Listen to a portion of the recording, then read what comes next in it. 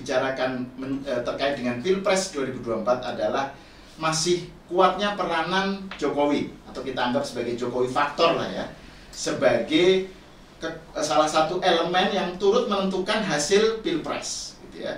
Ini terkait dengan tingkat kepuasan publik terhadap Jokowi menjelang akhir periode kedua itu yang masih sangat tinggi, 79 atau 80% itu masih puas dengan kinerja Jokowi. Jadi Jokowi masih bisa menjadi penentu utama. Nah, ini menjadi makin menarik kalau kita lihat bagaimana konstelasi persaingan antara tiga capres ya, Ganjar Pranowo, Prabowo, dan Anies. Kalau menurut survei Litbang Kompas yang terbaru, Anies tercecer posisinya, kalah telak melawan Prabowo maupun melawan Ganjar. Tetapi kalau Ganjar dan Prabowo head to head, maka itu ketat sekali. Dan menurut survei Kompas, Prabowo unggul, sedikit lebih unggul. Prabowo mendapatkan 51,1%. Nah, persoalannya kan yang menarik adalah bahwa baik Ganjar dan Prabowo itu kan sekarang ini dianggap punya kedekatan dengan Jokowi gitu. Jadi bagaimana nih kita melihat faktor Jokowi dalam Pilpres dengan tingkat persaingan yang ketat antara Ganjar dan Prabowo yang notabene sama-sama dekat dengan Jokowi. Ini kita bersama Ray Rangkuti. Selamat datang Ray ke Main TV. Terima kasih diundang lagi. Ray Rangkuti ini kita tahu pengamat politik, aktivis pro demokrasi, dan sangat tajam lah kalau membahas persoalan-persoalan Pilpres lah. Ray, menurut Anda gimana soal tadi itu, soal faktor Jokowi dan keketatan persaingan antara katakan aja dua orang yang sama-sama punya hubungan dekat dengan Jokowi? Jangan lupa ada yang menyebut, saya kurang tahu persis, sehingga saya ada yang menyebut ada 16% orang yang memilih itu karena pilihan Pak Jokowi. Itu kan artinya tinggi sekali ya, besar itu, di atas 10%. Dan oleh karena itu sangat menentukan kalau misalnya Pak Jokowi bisa mengarahkan sekitar 16% itu ke salah satu pilihan ya, katakanlah dari dua kandidat itu, karena kandidat yang lain jelas bukan tidak akan didukung oleh Pak Jokowi gitu ya. Nah, oleh karena itu sangat penting peran Pak Jokowi kepada kandidat yang mengusung ide kelanjutan gitu loh. Sebagaimana yang kita sebagaimana tagline dari Pak Jokowi kan, kelanjutan itu. Nah, kalau kita lihat dari dua hal ini, dua hal ini gitu, saya kira ada salah satu strategi Pak Jokowi justru untuk mendorong keduanya masuk ke putaran kedua manakala ada 3 pasangan calon presiden. Oleh karena itu kelihatan Pak Jokowi sekarang membagi dirinya yang meski tidak merata betul kepada 2 kandidat yang diharapkan oleh beliau memang masuk nanti ke 2 putaran gitu ya. Satu melalui dirinya secara formil kelihatan ke Ganjar Pranowo karena bersama beliau di PDI Perjuangan gitu. Tapi kan seperti kita ketahui keluarganya dibebaskan untuk kemudian seperti memberi sinyal dukungan kepada Pak Prabowo itu. Nah, melalui meskipun kemudian diralat, meskipun setelah dipanggil ya diralat, tapi ya orang udah membacanya lah seperti apa gitu ya. Jadi karena kan kita diskusikan tuh sebelum ralat ini kan, survei ini kan sebelum ralat itu gitu ya. Betul. Nah, jadi dengan begitu kemudian orang membacanya Pak Jokowi menginginkan kedua tokoh ini untuk masuk ke putaran kedua, sehingga dengan begitu ya di putaran kedua siapapun nanti yang akan menang ya itu artinya Pak Jokowi gitu. Tapi saya juga yakin dan percaya Pak Jokowi akan memperlihatkan dukungan yang lebih besar kepada salah satu di antara mereka berdua nanti di putaran keduanya. Jadi bukan di putaran pertama. Di putaran pertamanya ini mungkin Pak Jokowi ya membagi seimbang dulu supaya masuk nih gitu ya, ketimbang misalnya masuk ke dominan ke salah satu, padahal kalau didukung Pak Jokowi salah satu pun belum tentu sampai 51+1% gitu loh. Belum tentu satu putaran. Satu putaran gitu. Oleh karena itu ya diselamatkan dulu dua-duanya masuk supaya di putaran kedua siapapun yang menang itu adalah orang yang akan melanjutkan kerja-kerja Pak Jokowi gitu. Meskipun begitu dugaan saya Pak Jokowi akan membuat satu penekanan yang lebih khusus kepada kandidat yang memang betul beliau percayai menang dalam Pilpres 2024 yang akan datang. Nah, ini menarik nih.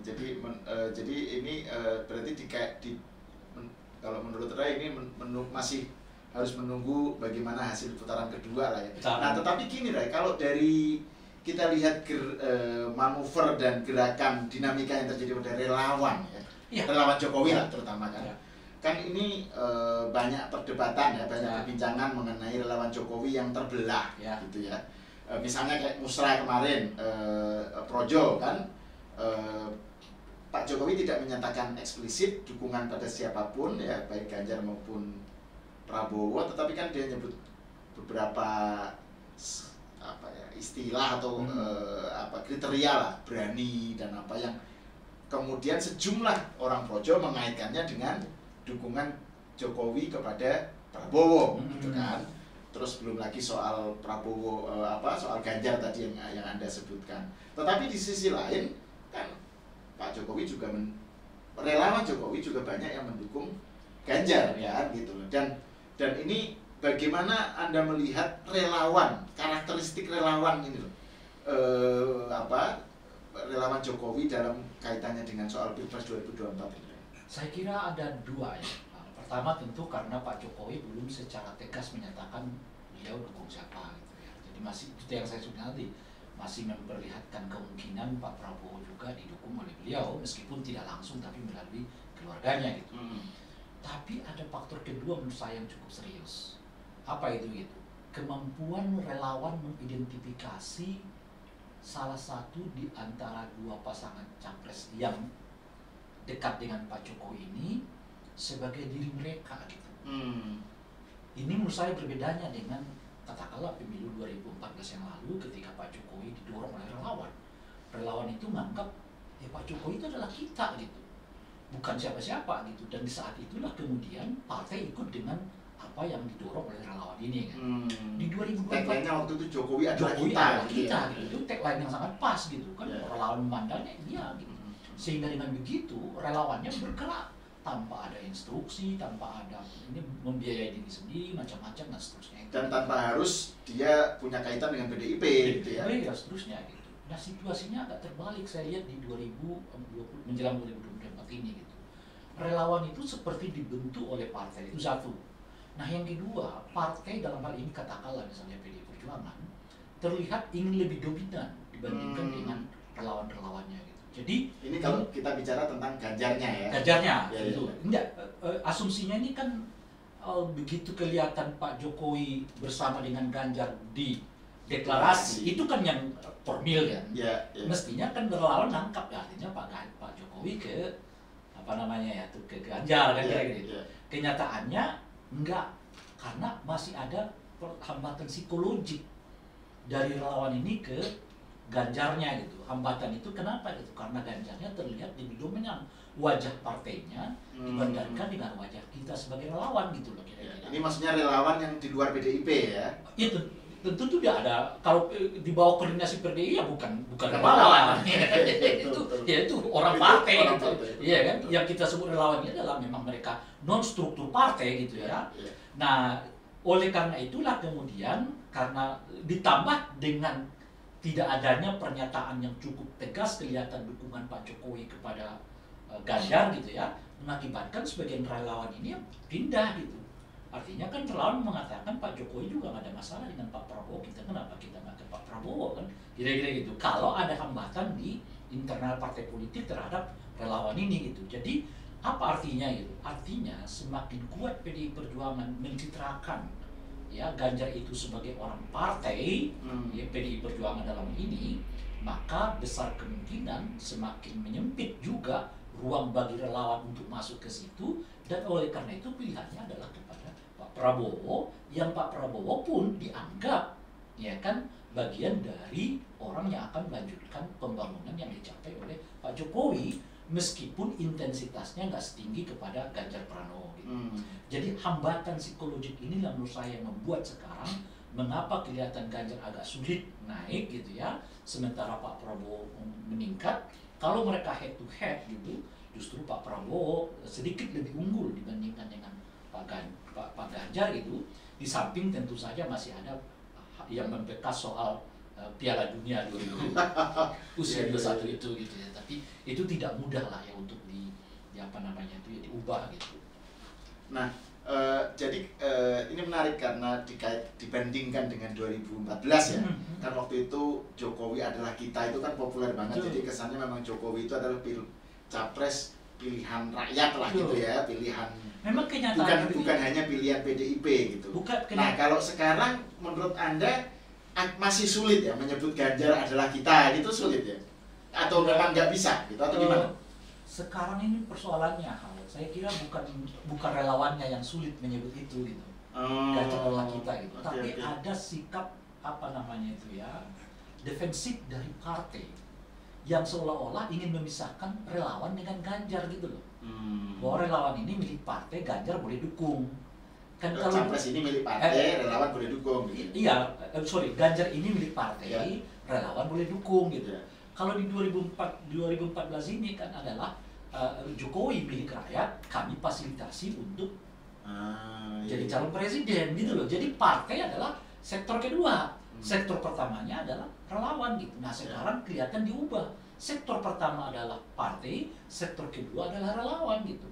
Saat yang bersamaan tidak terlihat ada komunikasi yang cukup baik antara PDI Perjuangan sebagai partai pemusuh utama Ganjar Pranowo dengan relawan ini gitu.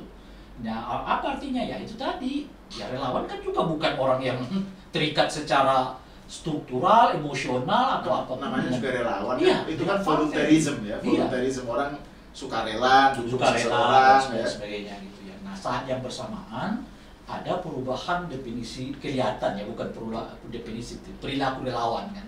Kan di 2014 itu ya kan orang nggak nunggu siapa yang didukung oleh relawan dari tokohnya gitu loh.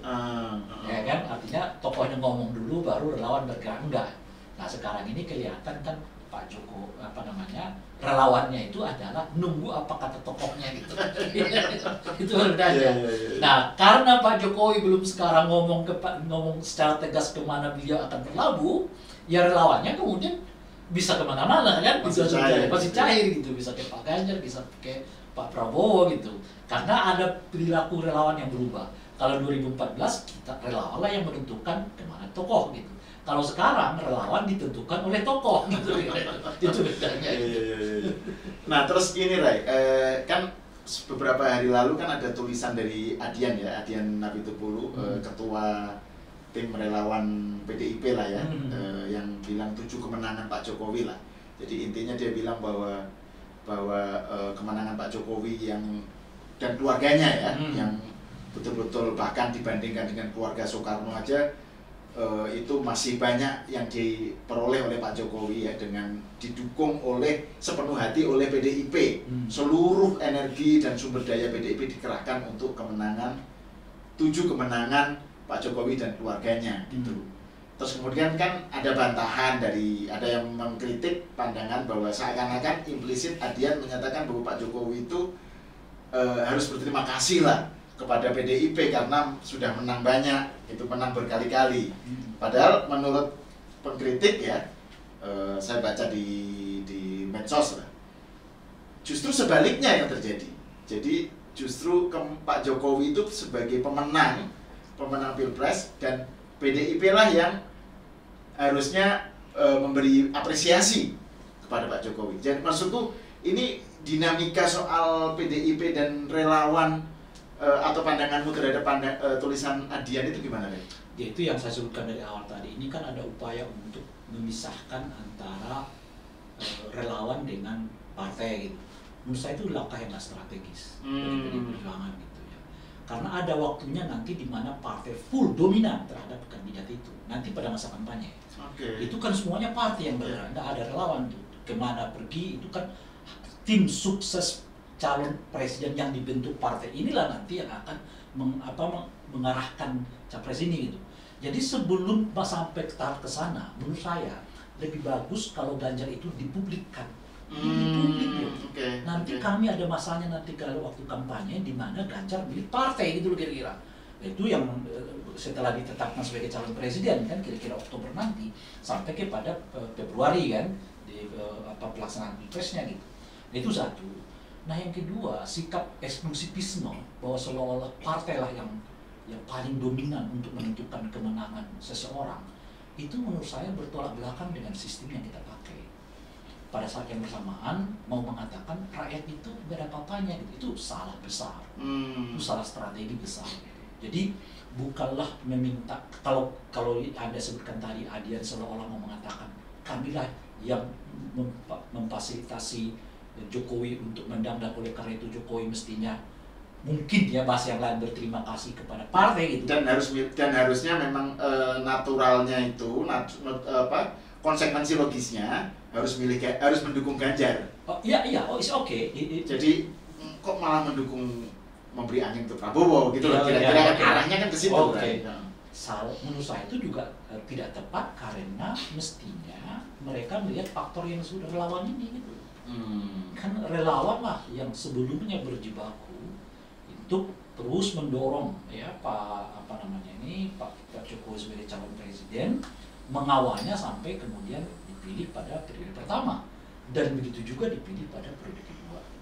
Jadi oleh karena itulah faktor relawan ini tidak boleh dilupakan, itu satu.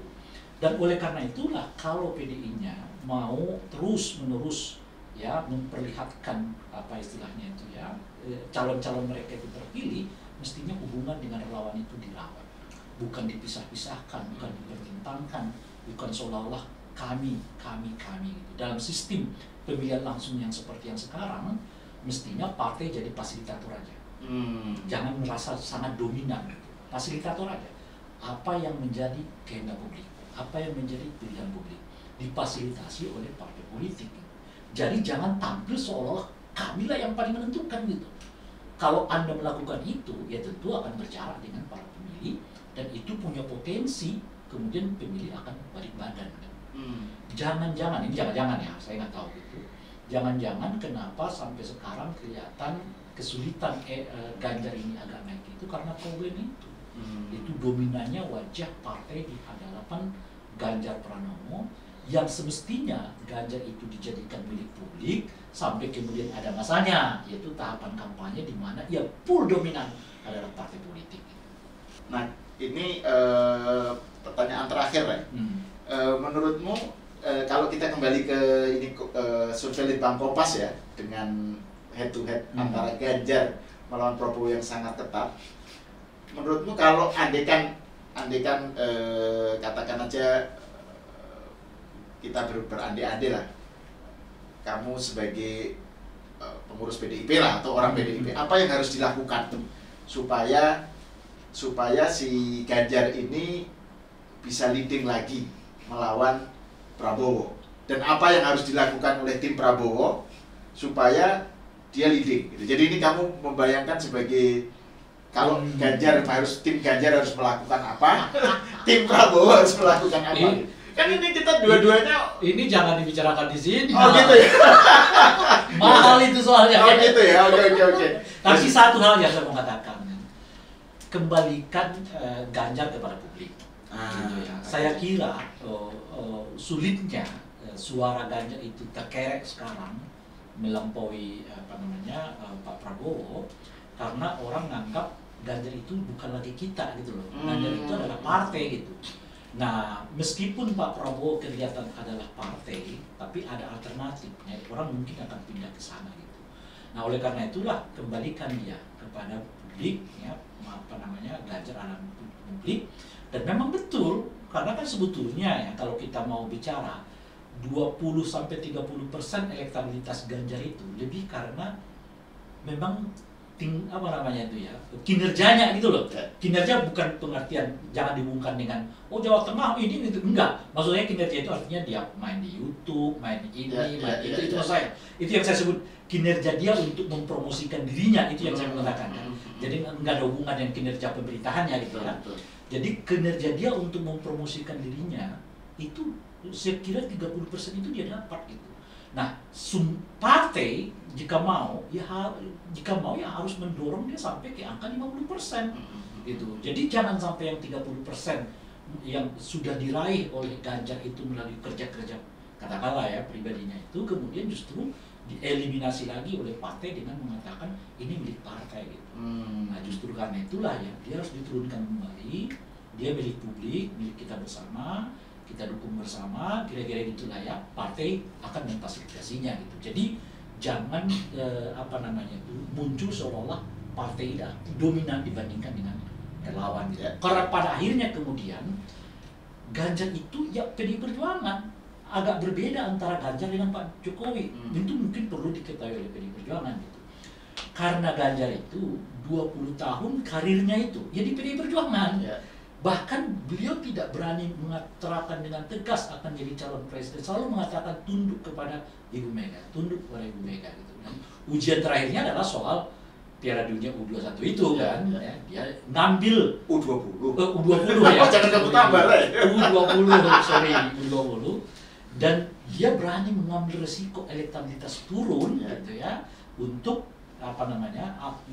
menjalankan apa yang menjadi amanat partai gitu. Oleh karena itu PDI tidak perlu terlalu risau bahwa seolah-olah Ganjar ini akan sulit dikendalikan, tidak. Dia kayaknya memang ada di situ menurut saya bedanya dengan Pak Jokowi, karena Pak Jokowi betapapun dia orang PDI Perjuangan gitu kira-kira, tapi kan kalau Ganjar itu boleh disebut melalui proses tahapan yang seluruhnya dimiliki oleh PDI Perjuangan gitu. Nah oleh karena itu biarkan saja. Justru menurut bayangan saya jauh lebih meyakinkan mestinya bagi PDI Perjuangan membiarkan Ganjar ini menjadi publik ketimbang Pak Jokowi gitu loh. Karena sejauh Ganjar berjalan, rumahnya adalah tetap PDI Perjuangan gitu. Jadi biasa aja. Ini saya lah, pandangan saya ya. Menarik.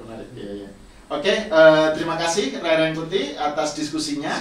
Pemirsa, sampai di sini dulu, kita berjumpa lagi di episode berikutnya. Assalamualaikum warahmatullahi wabarakatuh.